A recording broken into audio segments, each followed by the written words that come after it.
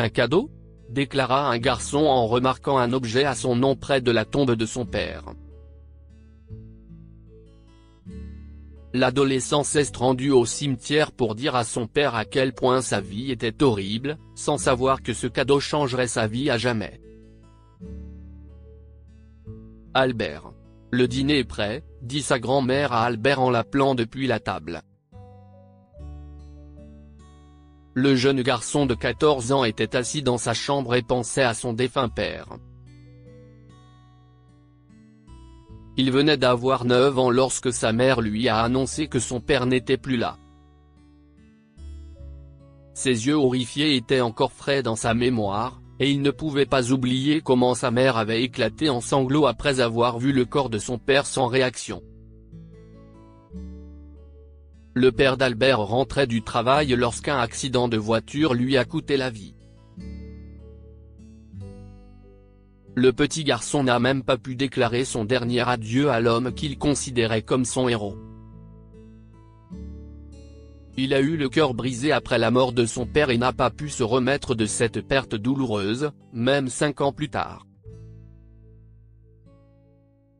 L'adolescent vivait depuis avec sa mère et sa grand-mère, les deux femmes de sa vie qui essayaient tant bien que mal de le consoler. Elle lui répétait toujours que son père lui souriait d'un eau, mais Albert pensait que rien ne pouvait l'aider à se sentir mieux.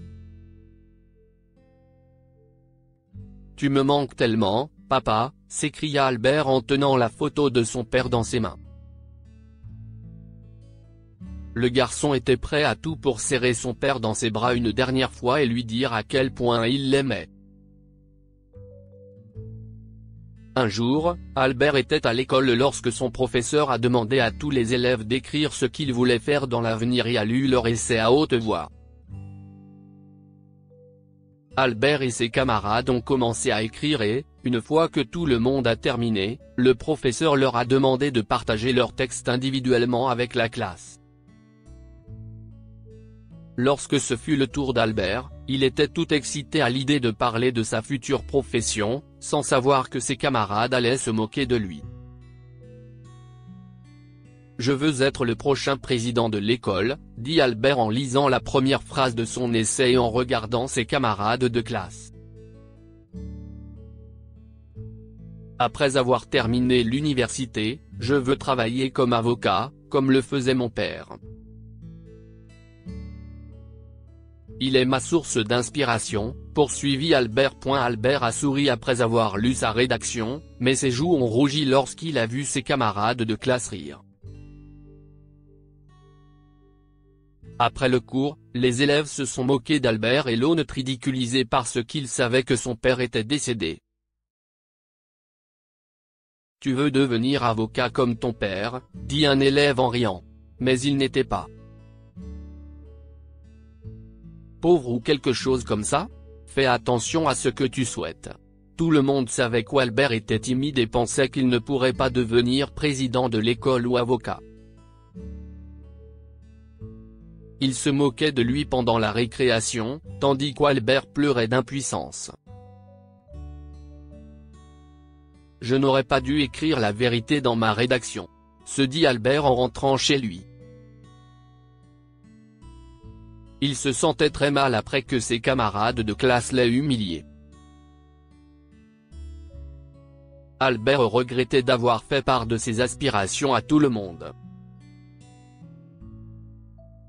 Plus tard dans la soirée, Albert raconta à sa mère et à sa grand-mère ce qui s'était passé à l'école. « Pourquoi se sont-ils moqués de moi, maman ? » demanda-t-il à sa mère.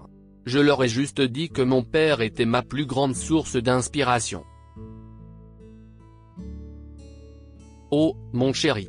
Ne laisse pas les mots des autres gâcher ta tranquillité d'esprit, » lui dit sa mère en le serrant dans ses bras. « Tu n'as pas besoin de faire attention à ce qu'ils disent. Oui, mon chéri. Ta mère a raison, » ajouta sa grand-mère. « Les gens diront toutes sortes de choses sur toi, mais sache que rien de ce qu'ils déclarent n'est vrai. » Albert éclata en sanglots et avoua que son père lui manquait. « Pourquoi nous a-t-il quittés si tôt ? Pourquoi n'est-il pas là quand j'ai le plus besoin de lui ? demande-t-il. La mère et la grand-mère d'Albert se sentirent très malheureuses pour le petit garçon, mais elles ne purent rien faire pour ramener son père. En revanche, elles savaient comment lui remonter le moral. « D'accord, Albert. J'ai une idée », s'exclama sa mère. « Pourquoi n'irais-tu pas demain sur la tombe de ton père pour lui dire ce que tu ressens ?»« Oh, si est-ce une idée merveilleuse », s'exclama la grand-mère d'Albert. Le lendemain, après l'école, Albert se rendit sur la tombe de son père. Lorsqu'il s'agenouilla devant la pierre tombale, il aperçut un cadeau à côté de celle-ci. « Qu'est-ce que si est-il » se demanda-t-il en le ramassant. « Un cadeau pour mon fils à l'occasion de son 18e anniversaire », lisait-on sur le dessus de la boîte. Albert déballa rapidement le cadeau et fut surpris de voir une cassette vidéo à l'intérieur. « Si est-il de la part de papa ?» marmonna-t-il pour lui-même. « Je la regarderai quand je rentrerai à la maison. » Avant de rentrer chez lui, Albert s'est assis près de la tombe de son père et lui a dit combien il lui manquait chaque jour. « J'aimerais que tu sois là, papa. Tous mes camarades de classe m'ont malmené parce que je leur ai dit que je voulais être comme toi », déclara l'adolescent. « J'aimerais que tu sois vivant pour qu'ils puissent voir que tu es le meilleur avocat », dit Albert en essuyant ses larmes. « Je ne sais pas pourquoi tu m'as quitté, papa. Tu me manques tellement. » Une fois arrivé à la maison, Albert a inséré la cassette vidéo dans le lecteur.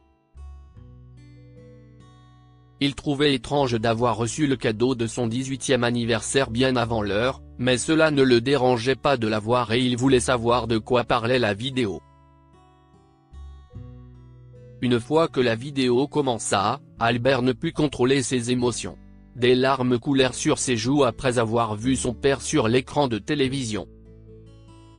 « Et, jeune homme. Joyeux 18e anniversaire », déclara son père. Dans la vidéo, le père d'Albert a déclaré que son agence juridique appartenait désormais à Albert. « Tu es le garçon le plus courageux, le plus intelligent et le plus brillant que j'ai jamais rencontré », déclara son père. « Je pense que tu peux t'occuper de mon agence maintenant. Ton père a raison, Albert », dit la mère de l'adolescent en entrant dans le salon et en l'entourant de ses bras. « Ta grand-mère et moi avons décidé que tu devais entendre le message de ton père avant ton 18e anniversaire. »« Merci, maman », dit Albert en appuyant sa tête sur l'épaule de sa mère. « Adjé savait que les mots de ton père te feraient du bien », sourit la mère d'Albert. Ce jour-là, Albert s'est rendu compte que les paroles et les traits de caractère de son père resteraient à jamais gravés dans sa mémoire, même s'il n'était pas physiquement présent à ses côtés. Après avoir écouté le message de son père, l'adolescent s'est senti en confiance et a décidé de ne pas se soucier de ce que ses camarades de classe pouvaient dire. Fort de cette nouvelle confiance, Albert est devenu président de l'école 3 mois plus tard, laissant ses camarades de classe sans voix. Il ne s'attendait pas à ce qu'il parle avec autant d'assurance devant toute l'école. Albert a travaillé dur et a obtenu son diplôme d'avocat quelques années plus tard.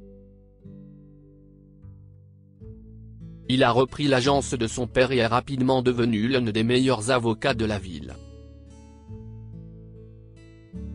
Que pouvons-nous apprendre de cette histoire? Félicitez vos enfants. Les enfants ont soif d'amour et d'attention de la part de leurs parents et se sentent mieux lorsqu'ils les félicitent. Tout ce dont Albert avait besoin, c'était de quelques mots de motivation de la part de son père pour exceller dans la vie. N'abandonnez jamais. Après avoir reçu des remarques grossières de la part de ses camarades de classe, Albert aurait pu abandonner, mais il ne l'a pas fait. il a décidé de ne pas se soucier de leurs opinions et a travaillé dur pour atteindre ses objectifs. Partagez cette histoire avec vos amis et votre famille. Elle pourrait les inspirer et égayer leur journée. Un fils se rend sur la tombe de sa mère, regrettant qu'il ait passé peu de temps ensemble, et y trouve une lettre d'adieu. Cliquez ici pour lire l'histoire complète.